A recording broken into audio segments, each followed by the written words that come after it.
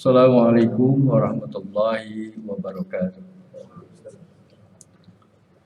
Subhanaka la ilma lana illa ma 'allamtana innaka antal alimul hakim. Asyhadu an la ilaha illallah wahdahu la syarika lah wa asyhadu anna Muhammadan abduhu wa rasuluhu alladzi la nabiyya ba'dahu. Allahumma shalli ala sayyidina Muhammad wa ala ali Muhammad kama shallaita ala sayyidina Ibrahim wa ala ali sayyidina Ibrahim fil alamin innaka Hamidum Majid. Hadirin rahimakumullah, alhamdulillah pada malam yang ke-12 ya kalau tidak salah kita sudah menjalani puasa Ramadan selama 11 hari. Mudah-mudahan sebagaimana janji Allah dan Rasulnya 10 hari pertama itu adalah limpahan kasih sayang atau rahmat dari Allah. Mudah-mudahan dapat kita raih. Amin ya rabbal alamin. Dan sekarang sudah memasuki 10 hari kedua. Janji Allah dan Rasulnya adalah magfirah atau ampunan dari Allah. Mudah-mudahan dengan memaksimalkan ibadah ritual kita yang berdampak pada ibadah sosial kita itu memberikan memberikan akselerasi atau percepatan dari Allah bahwa ampunannya turun kepada kita. Apapun dosa kita, apapun kekeliruan kita, kehilapan kita, baik yang disengaja ataupun tidak. Mudah-mudahan 10 hari yang kedua ini jadi wasilah kita semua, wabil khusus hadirin rahmatullah, mendapat magfirah dari Allah. Amin.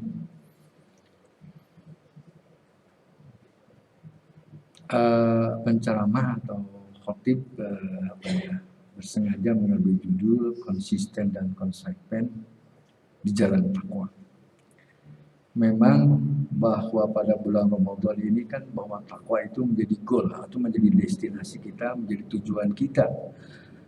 Kita melaksanakan puasa Ramadan itu kita berharap kita menjadi orang yang mutakin.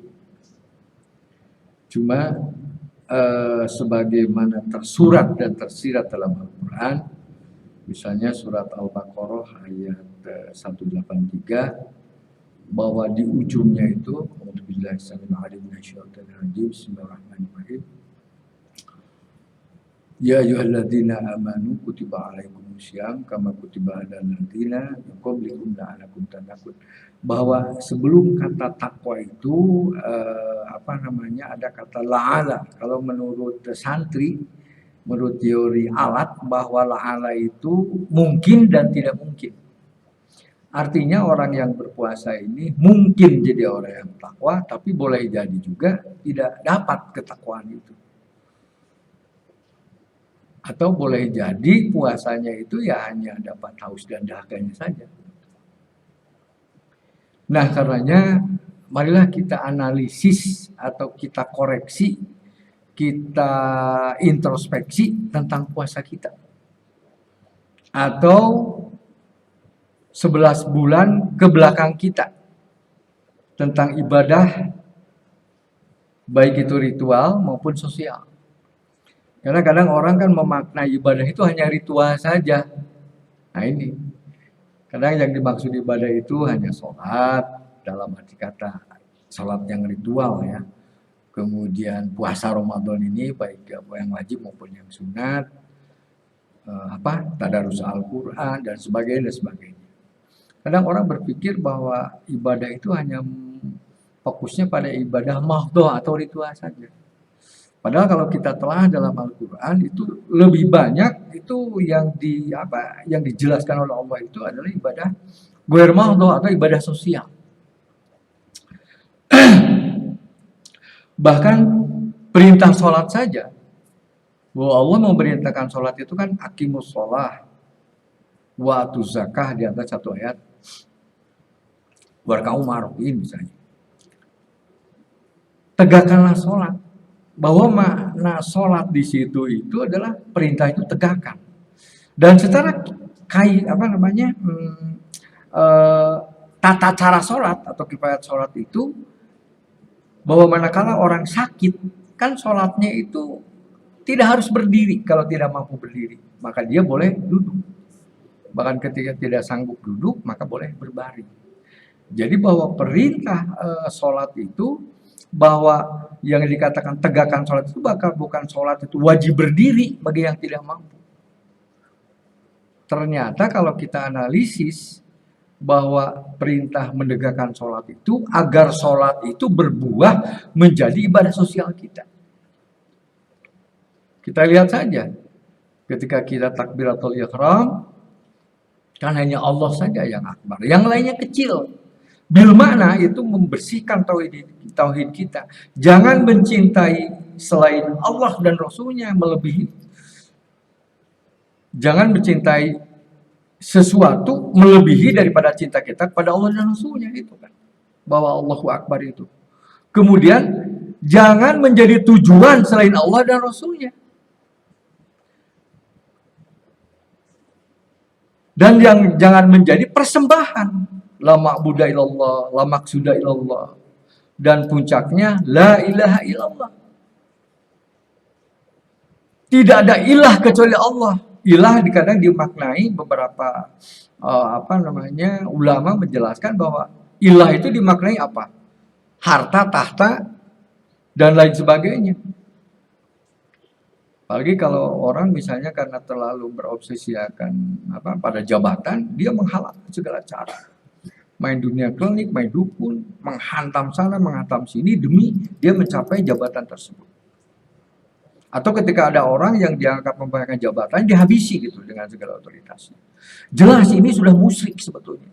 Kalau kita lihat ini, maka sahadatnya sudah gugur. Begitu dia lebih mencintai jabatan daripada Allah dan Rasul.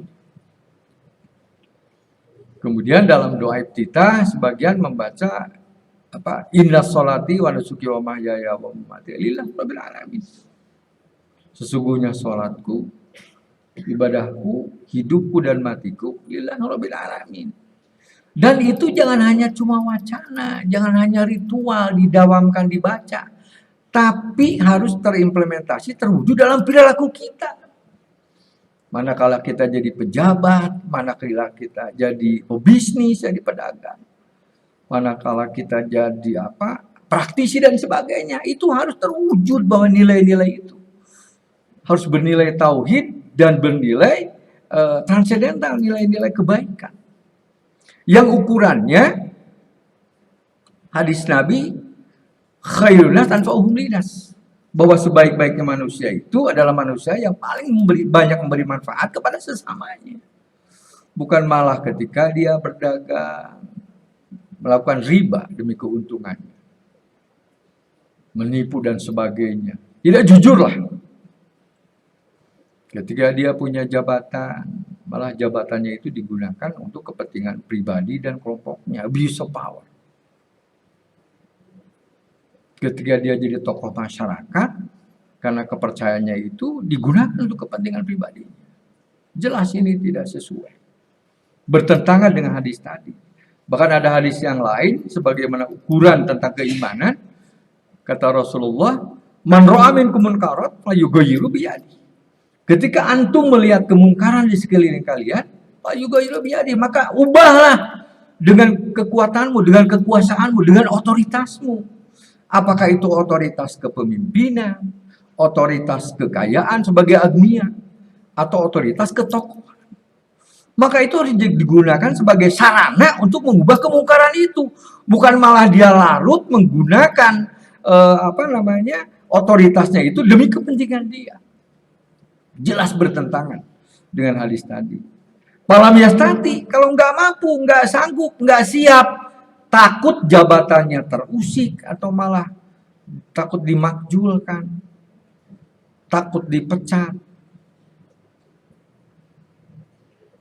Kalau bisnis takut jaringannya rusak, partnernya tidak percaya dan sebagainya dan sebagainya. Pokoknya ketakutan yang bersifat materi.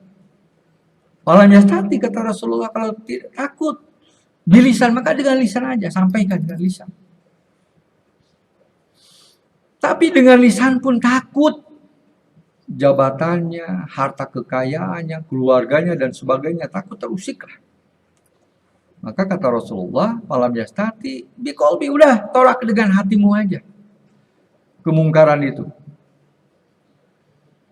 Dan penjelasannya bahwa dhaiful iman. Maka orang yang menolak kemungkaran, kezaliman di sekelilingnya hanya dengan hatinya, maka kata Rasulullah bahwa itu dhaiful iman. Itulah iman yang secemen-cemennya, serendah-rendahnya.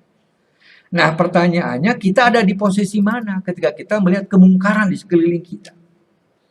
Apakah kita peduli? Biarin, bukan urusan saya ini. Itu urusan batu. Maka kalau kita mau kritis, sadarnya udah gugur. Karena keimanannya sudah tidak ada. Orang yang peduli benar dalam hati aja udah setipis-tipisnya, apalagi yang tidak peduli. Nah, ini harus mudah-mudahan bulan Ramadan yang agung ini, yang memang dijanjikan oleh Rasulullah, 10 hari terakhir dibebaskan dari api neraka, kita akan kembali kepada kesucian. Maka marilah kita maksimalkan sebagai diklat kita, pembelajaran kita, agar ibadah ritual kita itu bersinergi atau bersinkron atau relevan dengan ibadah sosial kita. Sholat kita terwujud menjadi perilaku kita, sehingga sholatnya tegak. Kata Allah, inna sholata tanha 'anil fahsya'i wal munkar. Kalau sholatnya sudah tegak sesuai dengan perintah Allah, berimplikasi kepada perilaku, maka sholatnya sudah tegak. Dan akan mencegah dari perbuatan keji dan mungkar. Dan dia akan masuk pada golongan bukan hanya soleh secara individual, tapi dia juga adalah soleh secara sosial. Kesolehan sosial akan terwujud. Maka yang dimaksud dengan takwa tadi adalah ibadah ritual kita itu harus berkorelasi atau harus sejalan menjadi wujud perilaku kita. Makanya kata para ulama kan ada iman, Islam, dan ihsan. Terwujudnya menjadi perilaku, menjadi ihsan kita. Batin kita selalu berzikir kepada Allah. Lisan kita selalu menyampaikan kebenaran. Perilaku kita selalu berperilaku yang memberikan kemanfaatan bagi diri sendiri, keluarga maupun orang lain. Itulah konsisten dan konsekuen di jalan ketakwaan tadi. Kata takwa itu mudah diucapkan tapi amat berat untuk diwujudkan. Makanya kata Allah, inna akramakum indallahi atqakum, bahwa orang yang paling mulia di sisi Allah adalah orang yang paling bertakwa. Di situ pakai gaya bahasa balaghah. Akramakum atqakum. Yang paling mulia, yang paling bertakwa. Karena derajat ketakwaannya juga ada derajatnya. Tergantung bagaimana perilakunya. Bagaimana sinergi antara mindset, lisan, dan perilakunya. Itu ya tantangan yang paling berat. Maka mudah-mudahan dengan diklat, dengan penggemblengan kita selama bulan Ramadan ini, kita akan membentuk satu pribadi yang sangat baik, yang selain memberikan efek positif bagi perilaku, bagi kepribadiannya, juga berdampak pada memberikan kemanfaatan pada orang lain, sehingga tercipta kesolehan sosial tadi, bahwa betul-betul itu adalah perwujudan bahwa seorang muslim itu mencerminkan bahwa agama yang dia pegang itu sebagai agama yang merupakan rahmatan lil alamin, bukan sebaliknya. Nah, karena itulah hadirin rahimakumullah, melalui mimbar yang mulia ini saya menyeru pada diri sendiri dan juga pada hadirin rahimakumullah, marilah kita berlatih, marilah kita sinkronkan antara kata dan perbuatan. Karena disinggung misalnya dalam surat As-Saff surat ke-61 misalnya diingatkan pada ayat yang keduanya. Kata Allah, a'udzubillahi samil alim minasyaitonir rajim. Ya ayyuhalladzina amanu, hai orang-orang yang beriman,